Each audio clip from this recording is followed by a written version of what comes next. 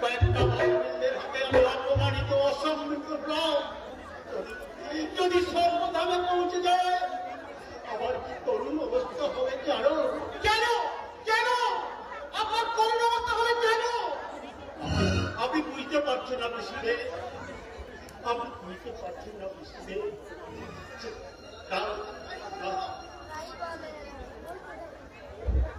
আপনি বুঝতে পারছেন না বেশিদে, ওদের বাচ্চাগুলো আমার পিছনে কুকুর লেলিয়ে দেয়। প্রতিষ্ঠান টিভির মাধ্যমে মর্ত লোকের ছবি দেখায়, ওদের বাচ্চাগুলো চিৎকার করে বলে চলবে না চলবে না। সূর্য যন্ত্রণা। চলুন চলুন, কোথাও ডাক্তার কবিরা দেখালে হয়তো একটু সুস্থ বোধ করতে পারেন। চলুন চলুন। ডাক্তার পাবো? এই যে ভাই, এখানে ডাক্তার কবিরা কোথাও পাওয়া যায় বলতে পারেন? ডাক্তার? হ্যাঁ, কবিরাজ হলেও চলবে। আপনারা কি বিদেশি?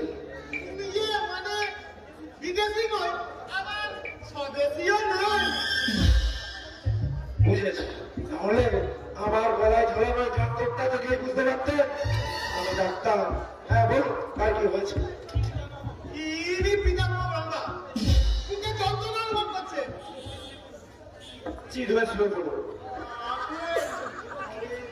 বলছি চিৎ হয়ে শুয়ে পড়ুন। নো প্রবলেম, আমি এভাবে চিকিৎসা করি।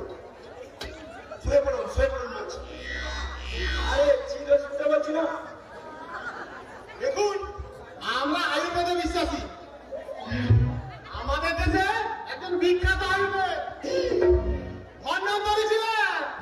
কি ধন্বন্তরী দেখাচ্ছেন মশাই? আরে বাবা, তো মুখ দেখে রোগের নাম আর নারী খাওয়ার ওষুধ দিয়ে দিতেন। আমি কে জানেন? ভারতবর্ষের রাষ্ট্রপতির প্রধান চিকিৎসক। আমার কাছে অনুমতি না নিয়ে রাষ্ট্রপতির ক্ষমতা নেই দেশের বাইরে যাওয়া।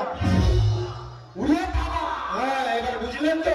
সারা মন্ত্রী আপনারা আমার পেছনে ঘুরে বলে দাদা একটা সরকারি চাকরি নিন, আমি ওদের পাত্তাই দিই না।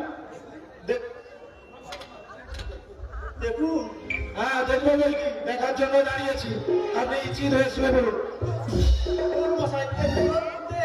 গত বছর কি হয়েছে জানেন দাদু? গত বছর ওই সর্বদক থেকে মোবাইলে একটা মেসেজ এসেছিল, প্রজাপতি গঙ্গা নাকি গুরুতর অসুস্থ।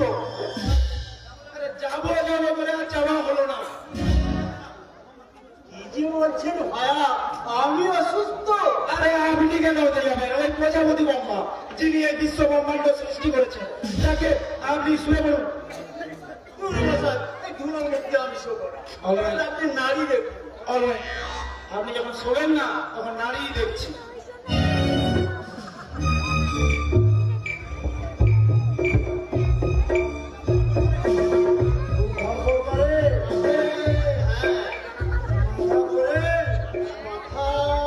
আরে একটু আগেই তো বলছিলেন বুকে যন্ত্রণা অনুভব করছে।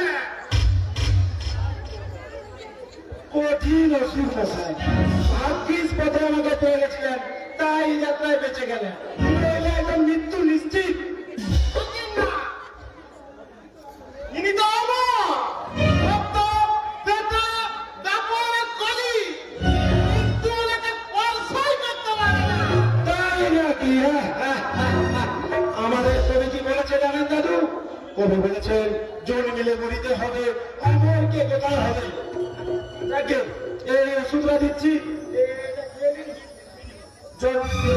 পেটে গ্যাস হয়েছে, সুস্থ বোধ করবেন, ঠিক আছে? কত দক্ষিণা দিতে হবে আপনাকে? দক্ষিণা ওই 300 টাকা। এ বাবা, 300 টাকা? সে কি? একটা ওষুধ দিয়ে 300 টাকা?